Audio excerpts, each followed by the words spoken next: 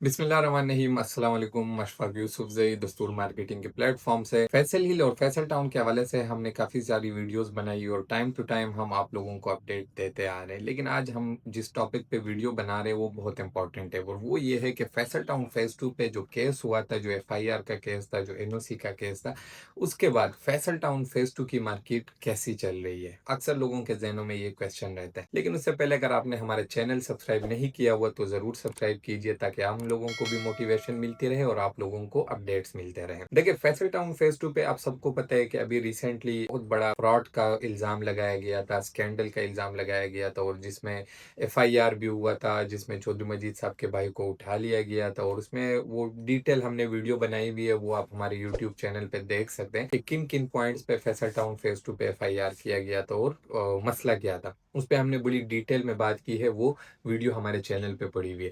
लेकिन आज हम बात करेंगे कि जो केस हुआ है उसके बाद फैसल टाउन फेज़ 2 की मार्केट कैसे चल रही है। मैं ये तो नहीं बोलूँगा कि केस के बाद फेज़ 2 की मार्केट खराब नहीं हुई थी, बिल्कुल हुई थी। फेज़ 2 की मार्केट में काफ़ी जो तेज़ी से चल रहा था उसमें काफ़ी कमी आई हुई थी। तकरीबन 1 हफ्ते के लिए मार्केट बिल्कुल डेड हो गई थी फैसल टाउन फेज़ 2 की।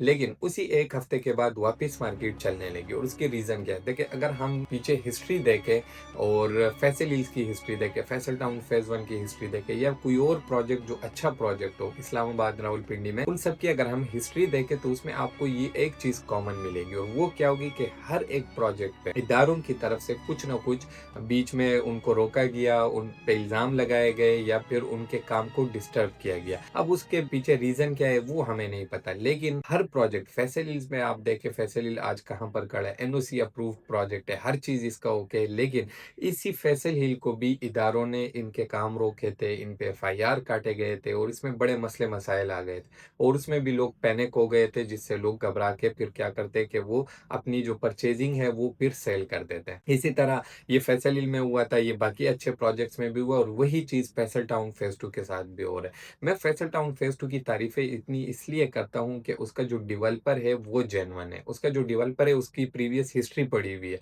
अगर आप लोग चौधरी मजीद साहब की हिस्ट्री उठा के देख ले, फैसल हिल एक कामयाब प्रोजेक्ट है, वो आप देखें 100% डेवलप्ड प्रोजेक्ट। आप लोग यहाँ पर रह सकते हैं, यहाँ पर आप लोग इन्वेस्टमेंट कर सकते हैं।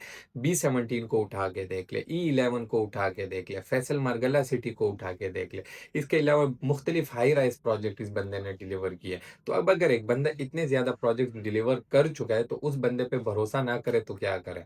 आपके पास मलिक रियाज साहब के बाद जो है ना, चौधरी मजीद साहब के अलावा कोई और ऑप्शन नहीं है रावलपिंडी इस्लामाबाद में। कोई डेवलपर इनकी तरह डेवलपमेंट कर ही नहीं सकता, बल्कि ना करता है और ना कर सकता है।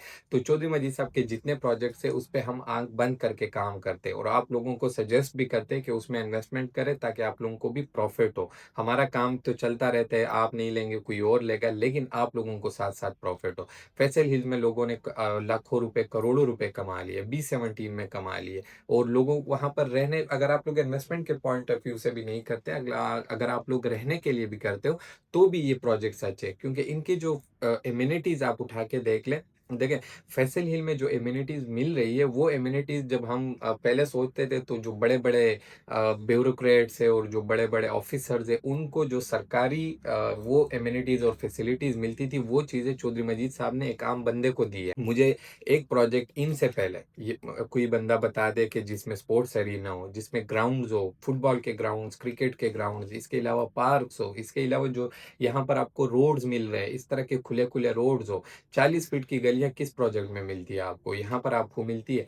तो इस वजह से हम चौधरी मजीद साहब के प्रोजेक्ट्स पे आंख बंद करके काम करते हैं। बीच में मसले मसाइल आ जाते हैं, लेकिन उसका मतलब ये नहीं है कि आप लोग घबरा के फिर मार्केट से गायब हो जाए। वो अक्सर लोग फिर कॉल्स करते थे कि यार मैं अपनी इन्वेस्टमेंट का क्या करूं, और उनको मैं एक ही बात करता था कि भाई आपने फेज 2 में इन्वेस्टमेंट की है, आप उसको होल्ड करें, आप उसको टाइम दें, जितना आप टाइम देंगे उतने आपके लिए अच्छा होगा। तो फैसल टाउन फेज 2 की मार्केट शॉर्ट समरी ये है कि फैसल टाउन फेज 2 की मार्केट वापस चलने लगी है। अगर जिन जिन लोगों ने वहाँ पर इन्वेस्टमेंट की है, वो अपनी इन्वेस्टमेंट होल्ड करके बैठे और जिन लोगों ने नहीं की, अभी भी मैं उनको सजेस्ट करूँगा कि आप लोग उधर इन्वेस्टमेंट करें। ये मसले-मसाइल आते रहते हैं, ये कोई बहुत बड़ी बात नहीं है।